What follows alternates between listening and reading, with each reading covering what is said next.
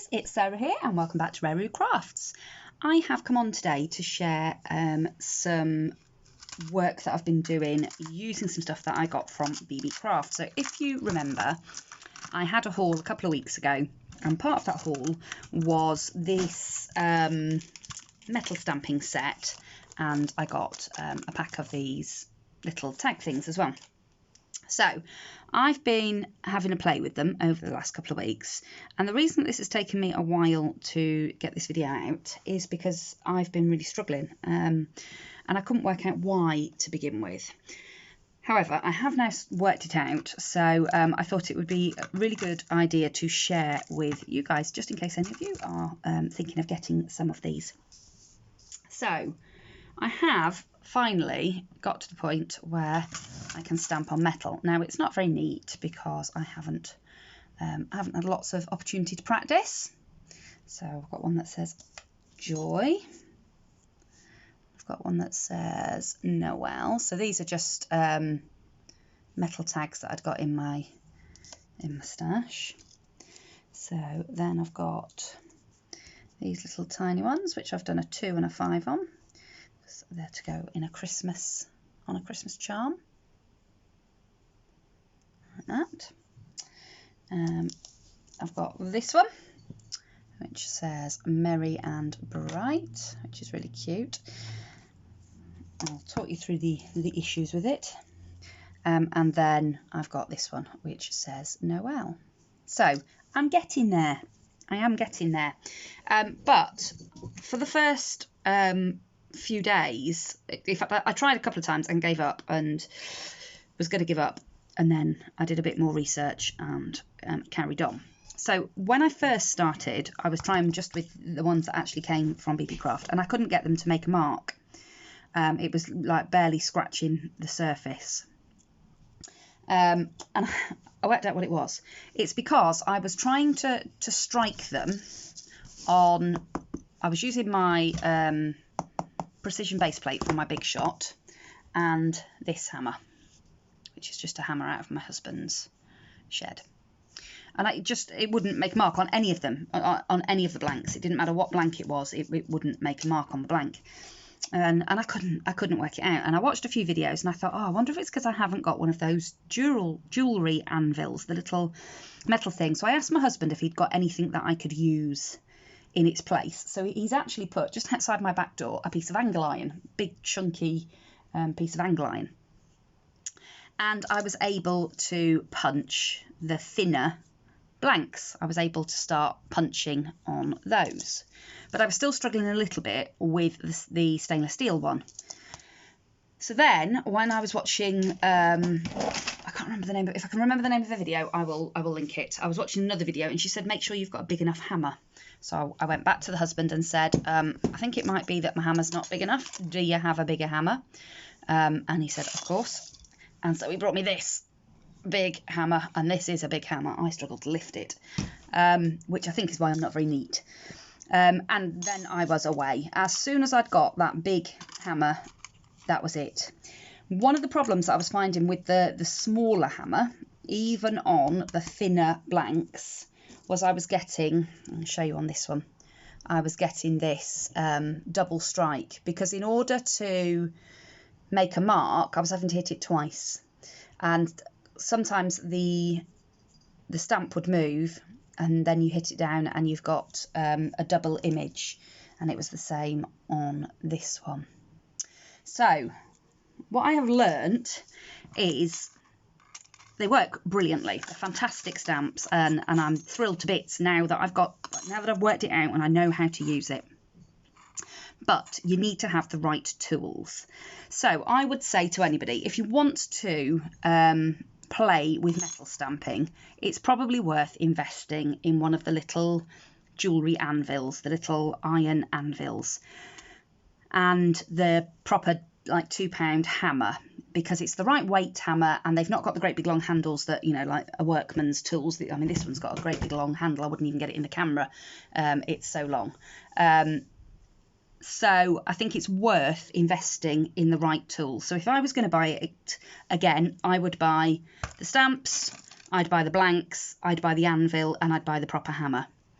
But once you've got the stuff, that's it. You're away then. You're away and stamping. And as you can see, you can get, you know, really good impressions. Now, you can see on this one that I've slightly misshapen the blank because I've stamped slightly too close to the edge. That's fine. I quite like it because I'm actually making them to go in a Christmas junk journal. So for me, it's super cute, and I actually quite like the that sort of distressed look. So apparently what I now need to do is go over with a Sharpie. So I thought I would do that with you. Okay, so I've just then got a cloth. So we will do it on this little joy. Okay, so if you go and put some Sharpie over, get the Sharpie ink down into those crevices, and then give it a bit of a rub. Rubbing it all straight back out again.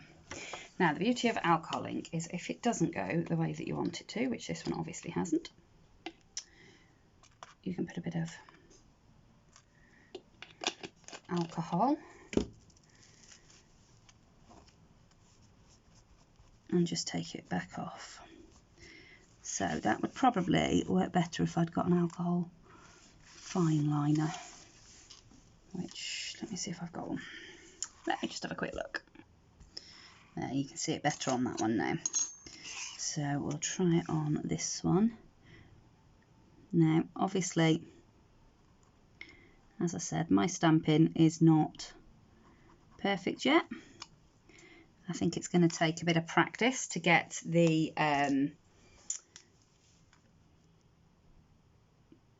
weight of the strike right, because you need it to be, you know, strong enough strike so that it leaves the impression, obviously, but you don't want it to be too strong, because one of the other ones that I did, I actually managed to split the tag in two.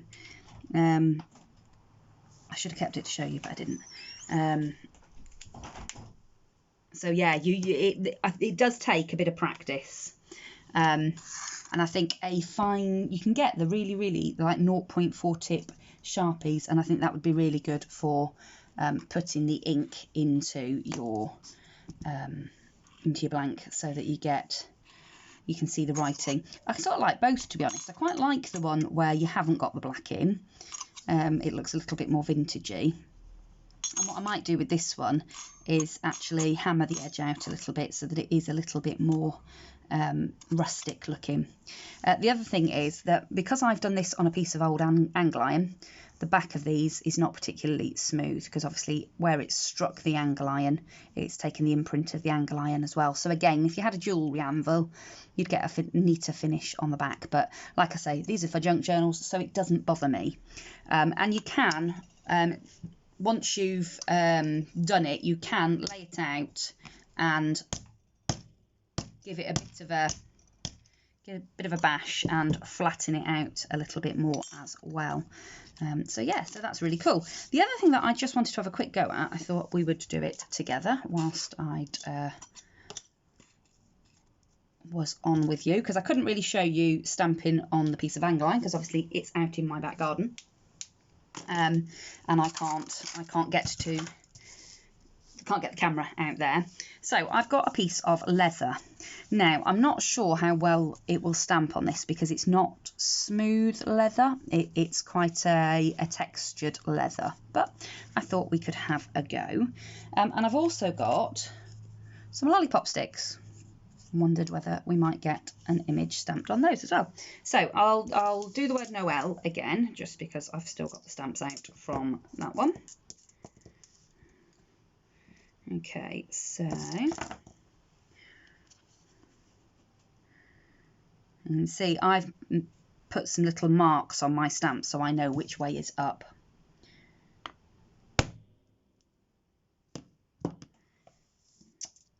So you're probably not going to be able to see that because it's there. But like I said, because this leather is quite textured, you can't see. So I don't know whether you'll be able to.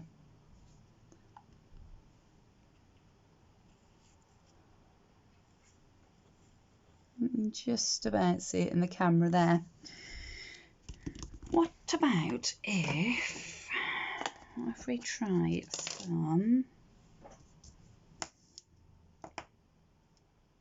some ink on it and see what happens? Turn it around. Okay.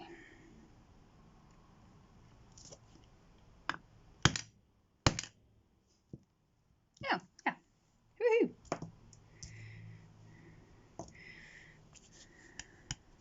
So I think you'd get a much nicer sort of embossed look if you had a smoother leather. I think the fact that this is quite a textured leather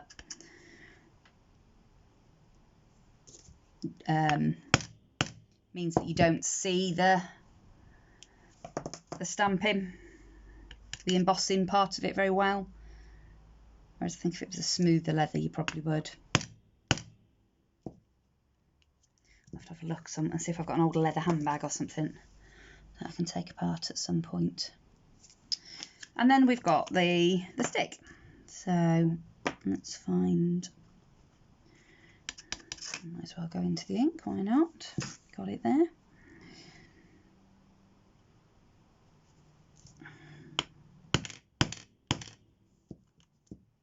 Yeah. Oh, that's quite cool. So these would be nice. You could do like herb pot markers and things with lollipop sticks.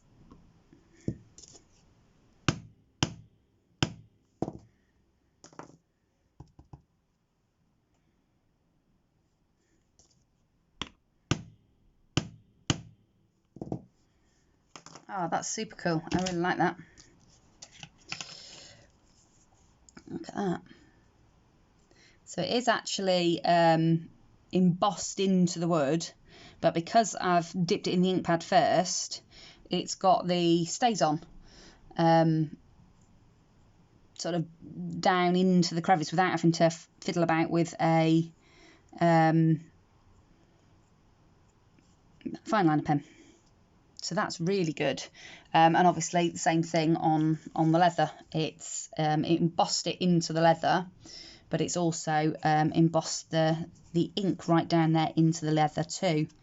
So I suppose the other thing that you could do this with is clay, like paper clay, or Fimo or Sculpey, that type of clay.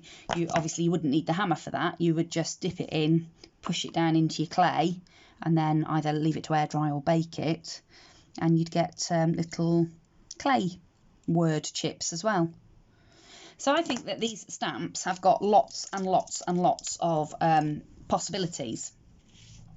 I think there is a bit of a learning curve, and you know, obviously I am right at the beginning of that learning curve, and I think, you know, some bits were easier than others. So the stainless steel I definitely found the hardest to stamp on. The wood stamped really nicely. That was dead easy. These were very easy to stamp once I'd got the angle iron and I'd got the bigger hammer. So like I say, with the right tools, I don't think they'd be hard to stamp at all. And the leather, I think that would be much nicer if it was a smooth finish leather. But all in all, I actually really like them, and I think you know, added to dangles and charms and things like that, these would be really, really beautiful. So I'm going to take this Merry and Bright one, and I'll pause the camera, and I'm just going to make it into a little charm, just so that you can see what it'll look like when it's finished. So there we go. This is what I have made using my lovely Merry and Bright tag.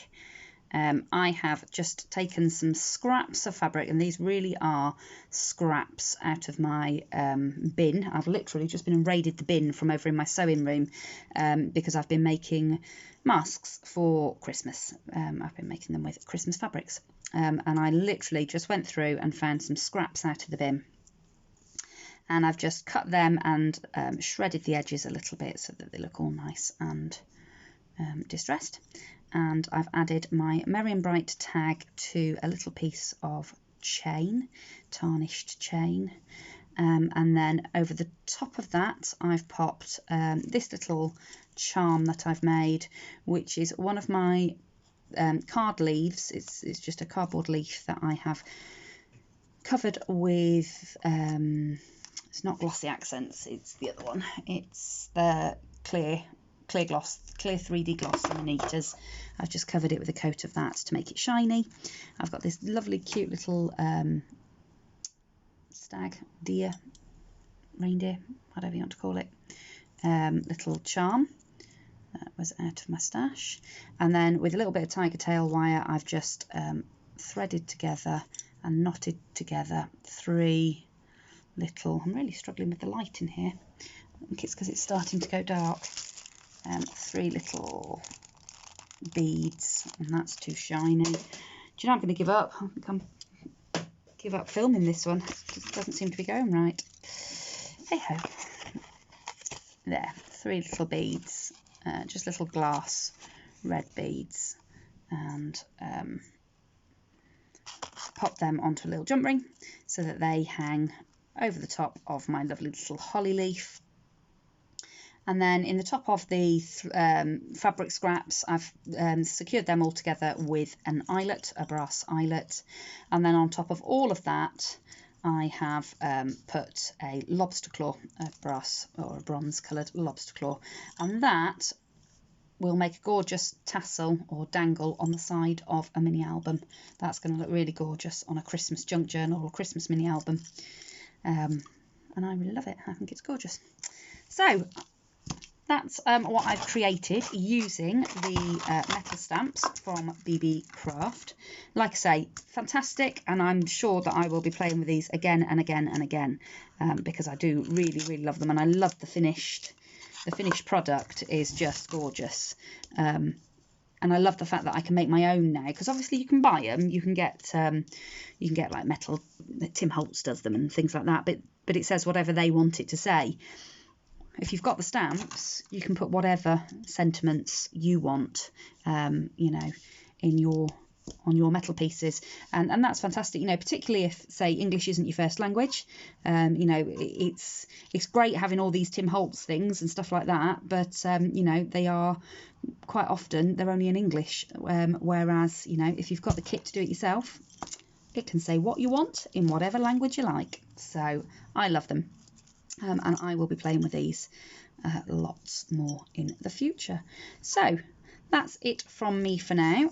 As always, I will make sure the links to the stamps are in the description box below this video, and also the silver blanks. I will have a look and see if I can find some of the bronze blanks as well on there. If I can, I will link those as well.